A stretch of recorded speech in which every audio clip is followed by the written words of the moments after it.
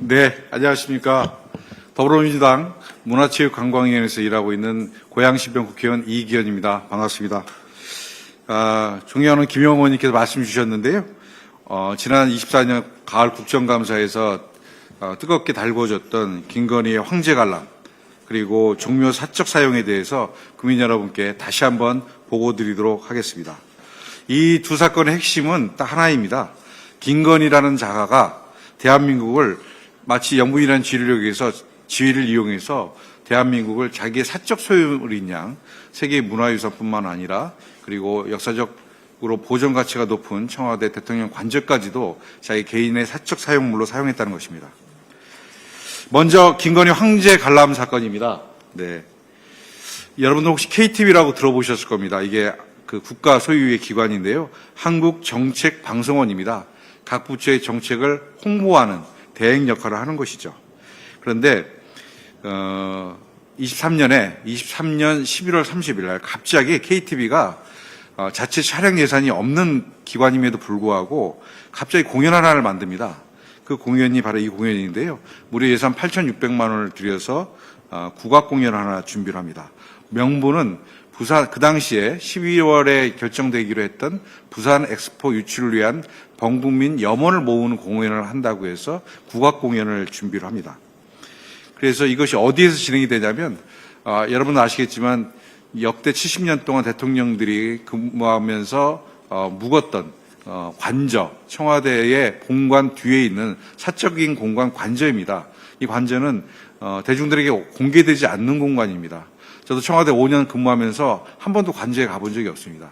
대통령이 사적 공간이기 때문에 그 공간은 굉장히 보안이 철저히 지켜지는 공간인데 이곳에서 KTV가 8,600만 원의 국세를 낭비하면서 공연을 준비한 곳입니다. 청와대 관저는 아시겠지만 윤석열 정부 들어서서 청와대가 민간에 개방됐음에도 불구하고 관저는 개방되지 않았습니다.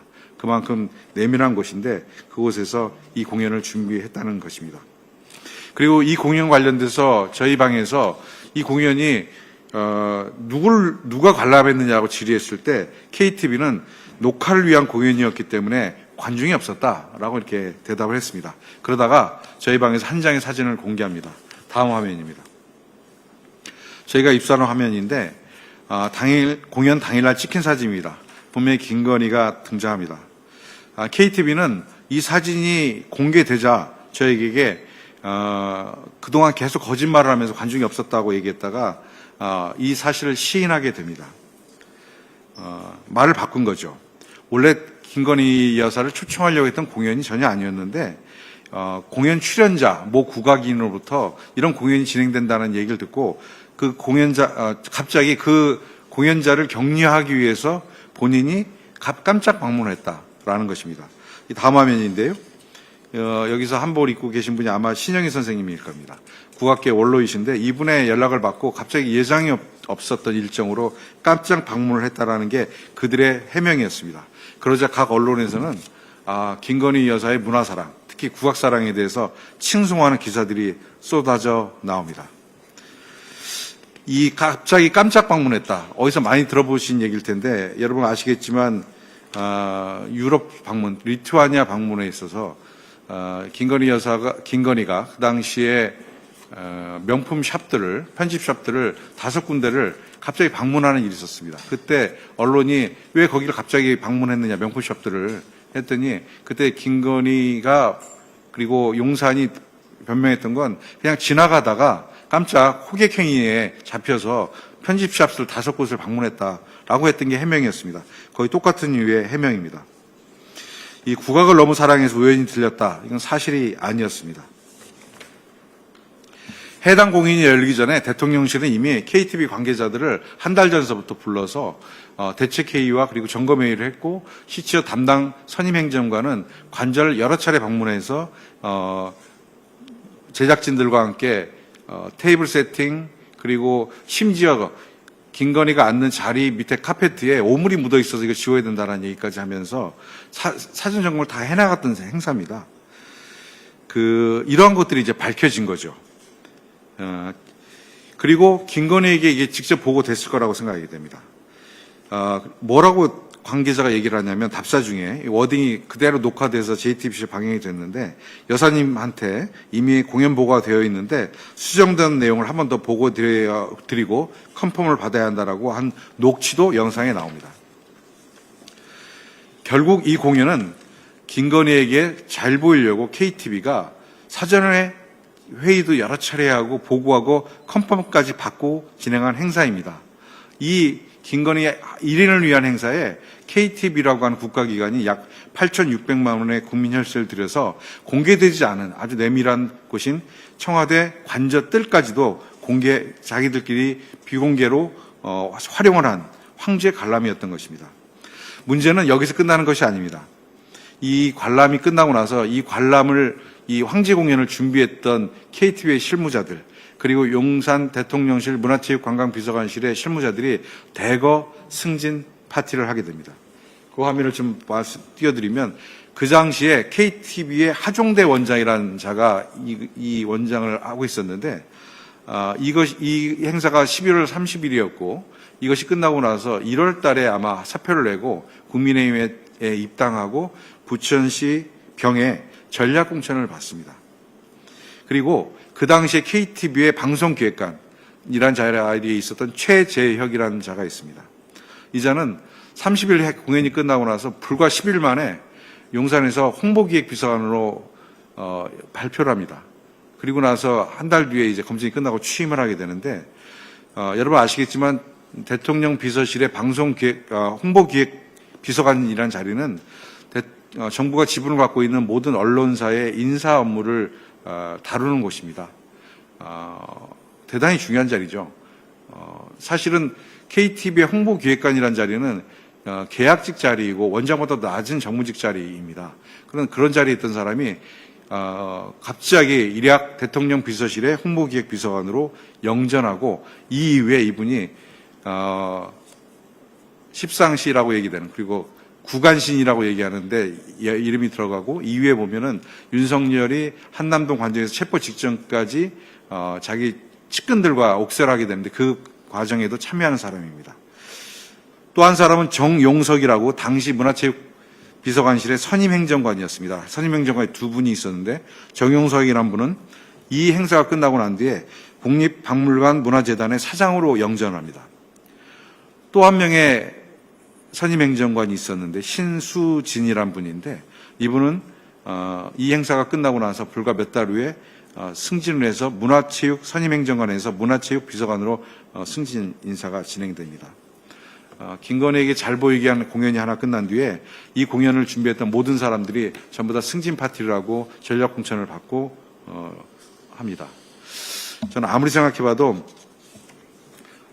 김건희가 정말로 이 나라의 주인도 아닌데 당의 전략 공천에 관여하고 그리고 국가 공공시설 기관장에 자기가 잘 보이는 사람들 내려보내고 그리고 준비했던 미관 말직의 최재혁을 일약 홍보기획비서관이라고 하는 중책을 맡기는 것, 이것은 김건희가 정말 이 나라의 주인처럼 행동했던 것이라고 생각이 듭니다. 아까 말씀드렸듯이 최재혁은 그 뒤에 구간신 중에 한 명이 되고 윤석열 체포 당시에도 관저에 함께 마지막까지 옥살했던 최측근 인사로 남습니다.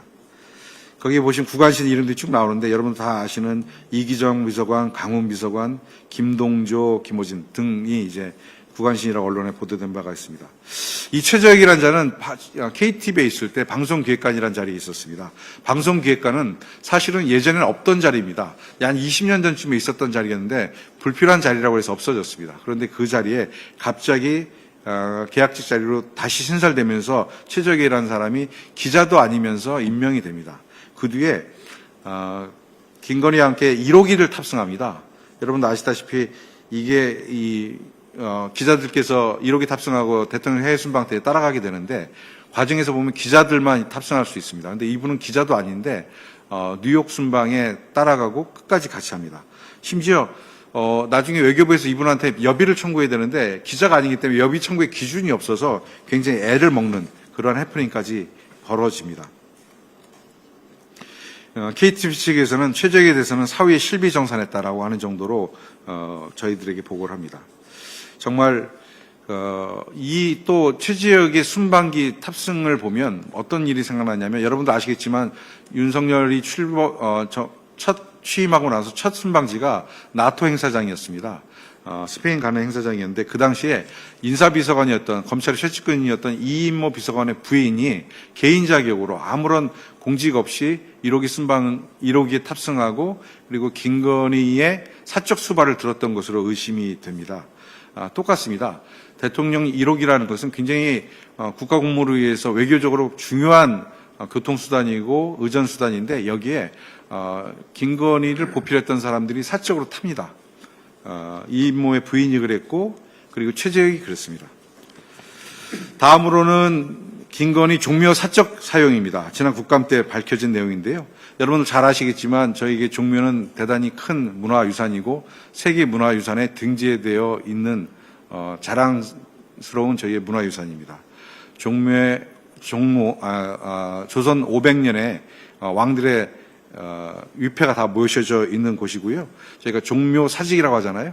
그만큼 500년 조선 왕조에게는 굉장히 역사적인 공간인데, 이곳이 일반인들에게는 제한되어 있습니다. 일정한 시간과 기간에 저희가 종묘를 다 볼 수가 있습니다. 그 중에서도 저희가 보면 망모류라는 곳이 있습니다. 종묘 안에는 3개 큰 저수지가 있고, 저수지라고 할 수 있나요? 곳이 호수가 있는데, 그곳 중에 하나를 내려다보는 굉장히 아름다운 공간이라고 합니다. 문화재적 보호 가치가 크기 때문에 민간에게는 공개하지 않다가 작년에 일부 저희 문화재청이 유산청으로 이름을 바꾸면서 그 기념으로 일부 개방했던 시간이 있었습니다. 그런데 이곳에 자기가 민간인 시절인 코바나 콘텐츠를 운영했을 때 당시에 인연을 맺은 미국 작가 그리고 종교인들 3명을 초청해서 차단면을 갔습니다. 개인 사적 공간으로 활용한 것이죠. 여기에는 경복궁에서 테이블을 가져오고 창덕궁에서 의자를 가져옵니다. 심지어 이 망묘류가 공개되어 있는 곳이 아니기 때문에 티테이블이 준비되어 있지 않은데, 그 티테이블을 심지어 문화유산으로 보존받고 있는 경복궁과 창덕궁에서 가져다가 티타임을 할 수 있는 공간으로 임시 만든 겁니다. 이 문제가 불거지고 난 다음에 저희 문화체육관광에서 지난 국정감사 때 여러 번 질의가 있었고요. 관련돼서 이재필 국능유적본부장은 저희들의 취궁에 사적 사용이 맞다고 인정을 하고, 그리고 사과문을 공개적으로 발표를 합니다. 그렇습니다. 여러분 아시겠지만 이 종묘라는 곳은 정말로 문화유산인데, 그곳과 그리고 대한민국 현대사에 정말로 은밀한 곳이어서 권력자들이 그리고 대통령들이 사적으로 사용했던 공간인 청와대 관저뜰을 마치 자기가 아무 때나 쓸 수 있고 사적으로 사용할 수 있고, 그리고 어떠한 분들과도 사적 대화 그리고 자기만을 위한 공연의 공간으로 사용했던 김건희의 정신 상태는 정말 이 대한민국을 내가 대통령의 부인으로서 내가 언제든지 사용할 수 있는 곳이다라고 생각했던 것 같습니다. 정말로 저희가 V1이라는 개념 앞에 V0라고 하는 표현을 용산 대통령실에서 썼다고 하는데, 김건희는 대한민국을 사적으로 활용했고 대한민국이라는 국가를 이렇게 처참하게 무시하고 사적으로 활용했던 것입니다. 지금 이제 법적 심판을 기다리고 있는 윤석열도 있지만 김건희도 이 대한민국을 사적으로 사용한, 대한민국의 공공재를 사적으로 사용한 것에 대해서 법적 심판을 꼭 받아야 한다라고 저는 감히 주장합니다. 네, 이상으로 간단한 보고 드렸습니다. 감사합니다.